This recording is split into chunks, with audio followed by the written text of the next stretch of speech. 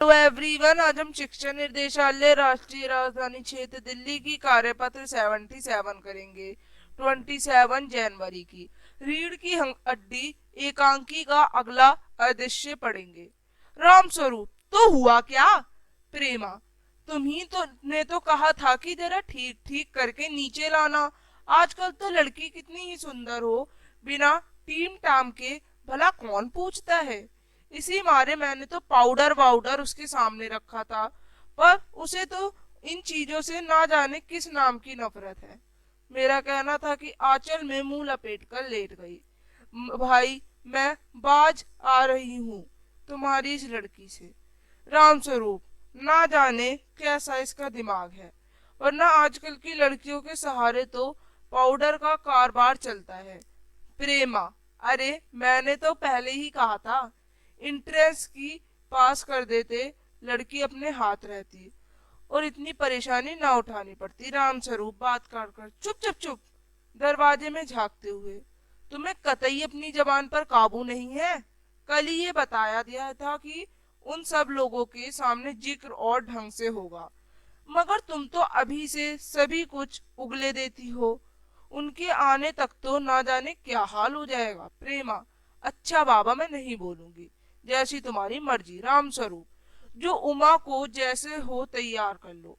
ना सही पाउडर, वैसे कौन बुरी है, पान लेकर भेज देना उसे। और नाश्ता तो तैयार है ना, रतन का आना। आ गया रतन, इधर ला इधर। बाजा नीचे रख दे, चद्दर खोल, पकड़ तो जरा उधर से चद्दर बिछाते हैं। प्रेमा, नाश्ता तो तैयार है, मिठाई तो वे लोग ज्यादा खाएंगे नहीं, कुछ नमकीन चीजें बनवा देते हैं, फल रख देंगे।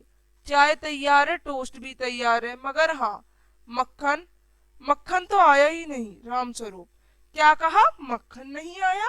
तुम्हें भी किस वक्त याद आई है? जानती हो कि मक्खन वाले की दुकान कितनी दूर है, पर तुम्हें तो ठीक वक्त पर कोई बात सूझती ही नहीं है। अब बताओ, रतन मक्खन लेने की यहाँ पर काम करे तो चद्दर दफ्तर के चपरासी से कहा था आने के लिए, 100 नखरों के मारे। प्रेमा, यहाँ का काम कौन ज्यादा है, कमरा तो सब ठीक ठाक है, बाजा सितार आ ही गया, नाश्ता यहाँ बराबर वाले कमरे में ट्रे में रखा हुआ है, सो तुम्हें पकड़ा दूंगी, एक आध चीज खुल ले आना। इतनी देर में रतन मक्खन ले ही आएगा, 2 आदमी ही तो हैं। तो इस तरह से कहते हैं वो। अब क्वेश्चंस 3 है आपके। पाउडर, पाउडर का बिगड़ा या विकसित रूप, जिसे तद्भव शब्द कहा जाता है, तो ये हमारा होगा अंगूरी अंगुली हो गया।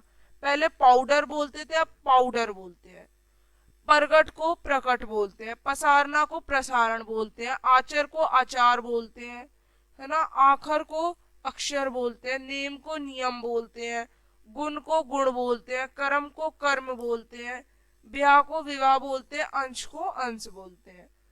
तो इस तरह से अब शब्द चेंज हो रहे हैं। अभी तक पढ़े गए एकांकी के आधार पर राम स्वरूप के चरित्र की कुछ विशेषताओं को लिखिए। तो रामचंद्र जो स्वरूप थे, आधुनिक और प्रगतिशील विचारधाराओं से संपन्न थे, परंतु एक मजबूर पिता थे। वे एक तरफ तो स्त्री शिक्षा के समर्थक हैं, परंतु बेटी के विवाह के समय यही शिक्षा वे छिपाने का प्रयास करते हैं। आसपास अपने देखा होगा कि किसी लड़की को जब पर लड़के वाले देखने घर में आते हैं, तो लड़की वाले किस तरह की तैयारी करते हैं।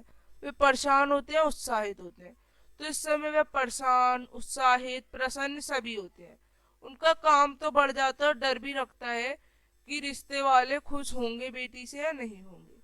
तो इस तरह से आप ये वर्कशीट करेंगे। अब हम मिलेंगे अगली वर्कशीट्स के संग। तब तक के लिए बाय एवरीवन। चैनल को लाइक, सब्सक्राइब एंड शेयर।